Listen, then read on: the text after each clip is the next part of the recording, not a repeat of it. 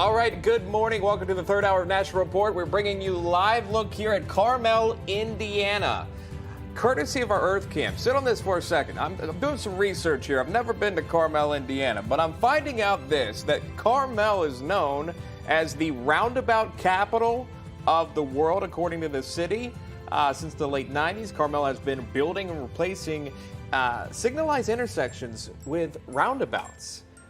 We don't see the intersection there, but either way, you got to be known for something. Roundabouts apparently is the way to go in Carmel. So there you go. I'm not a fan of roundabouts. A fun fact. I get confused too. It's like the Chevy Chase movie. You keep going around and around and around. The good news is you're going to have a second chance. Too. Yes, exactly. Yeah, exactly. It gets really dicey. Welcome to the third hour of National Report. We're glad you're joining us. I'm Sean Kreisman. And I'm Kilmany Dukart. Emma Reckenberg has the day off. We have a lot to get to before we head into the weekend. Let's kick it off with some of the top stories that we're following on National Report.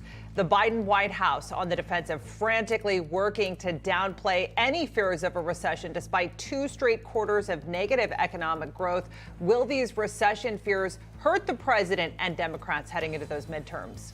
Plus, spending frenzy, President Biden praising Democrat Senator Joe Manchin for supporting the nearly $700 billion climate change and tax hike bill, a reconciliation bill. But notably absent from the discussion is Senator Kyrsten Sinema. The big question, will she or will she not support the multi-billion-dollar bill? And war of words, China's President Xi Jinping issuing a grave warning to President Biden on Taiwan during a 2-hour-long phone call. Has the U.S. and China's relationship hit a breaking point? We'll discuss that later this hour. We'll take you back now to our top story. America's GDP falling for a second straight quarter. But as many have seen, the Biden administration is doing its best to ease growing concerns of a possible recession. As you take a look here on your screen, 2 consecutive quarters of negative GDP growth. But here's the commander-in-chief on that.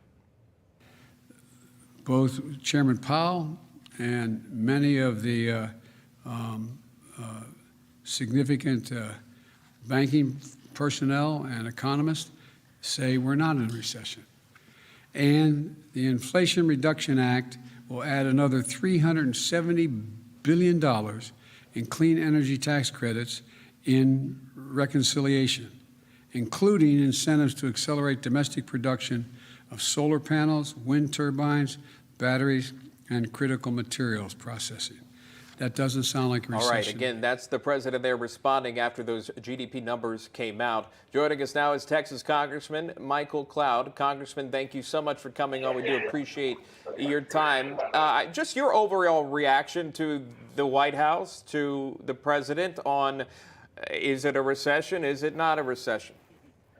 Well, we've seen this play before, the deny and deflect, whether it was Afghanistan or whether it's the border, the whole there's nothing to see here mantra. And now that we're officially in a recession, we're hearing that once again. Oh, there's nothing to see here. There's no recession.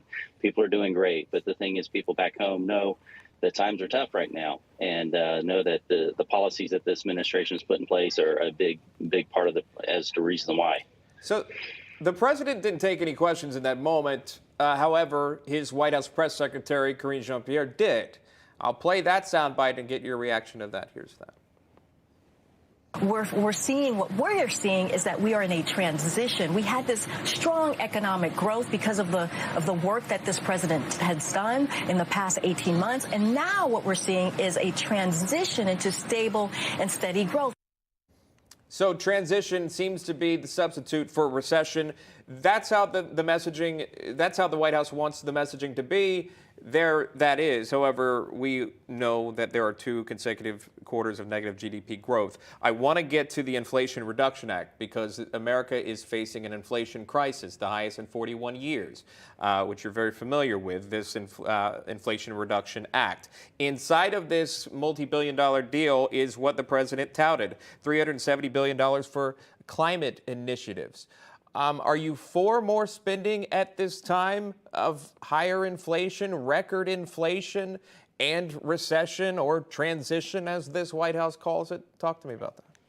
Unfortunately, this is typically what we see too often out of Washington, D.C. We'll have government policy create a problem and then put forth as the solution more government intervention. And so we've had massive government spending right now that's led to the inflation that we're seeing, and what they're putting forth as the solution is more spending. That's not the way we need to go.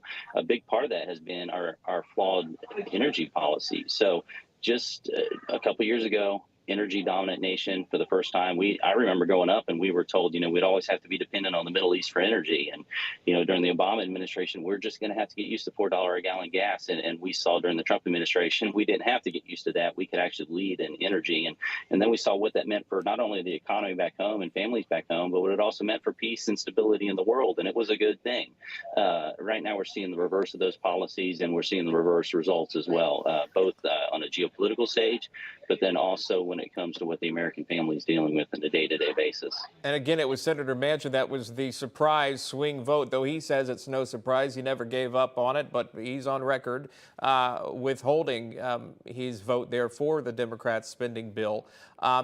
Again, also pointing out, too, that it is corporate tax of 15% that is going to pay the bulk of this bill. Many say taxing these corporations are going to hurt American businesses. Only time we'll see on that, or if this does get passed.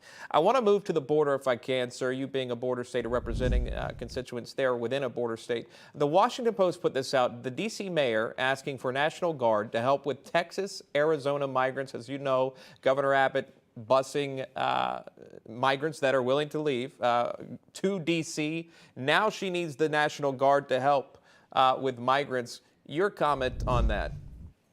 It's quite notable how quickly they go from lecturing the American people on an issue to, now that it's in their backyard, oh my gosh, we have to do something about it. So, just a little while ago, oh, we're a sanctuary city. And now that they're here and their schools are having to deal with it and their hospitals are having to deal with it, they're having to deal with a number of the issues that, communities in my district have had to deal with for years, and really carry the weight of what's supposed to be a federal issue, protecting and securing our borders. We've had to bear the brunt of that. Now that they're having to deal with it, suddenly, oh, we need these extreme actions, and they would, even taunt some of us for saying, hey, we need to look at this thing as an invasion into our country, and suddenly we want to bring in the military when it's in their backyard. So it's once again the duplicity that we see coming out of leaders like that, whether it's mask mandates, whether vaccine mandates, passports, all the lockdown stuff we saw specifically in D.C., just an abuse of authority, and we're seeing it once again.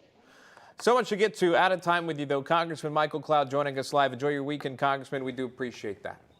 Hey guys, it's Rob Carson. I want to tell you about the Patriot Gold Group. But first, let me tell you that the S&P has already lost $8.2 trillion in 2022. Did you know that? Peak inflation is not even hit despite the Fed rate hikes on groceries, on gas. You know it as well as I do. Morgan Stanley and Goldman Sachs are warning of another 20% drop. Inflation is winning in a knockout right now. The Fed is going to raise rates again at the end of July. Meanwhile, Goldman, Wells Fargo, and Bloomberg are all forecasting gold to surpass all-time highs.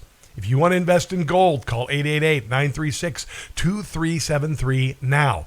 Call the Patriot Gold Group today and ask about their no-fee-for-life IRA. Sounds like a good deal, don't it? Here's the number, 888-936-2373, 888-936-2373 for the Patriot Gold Group.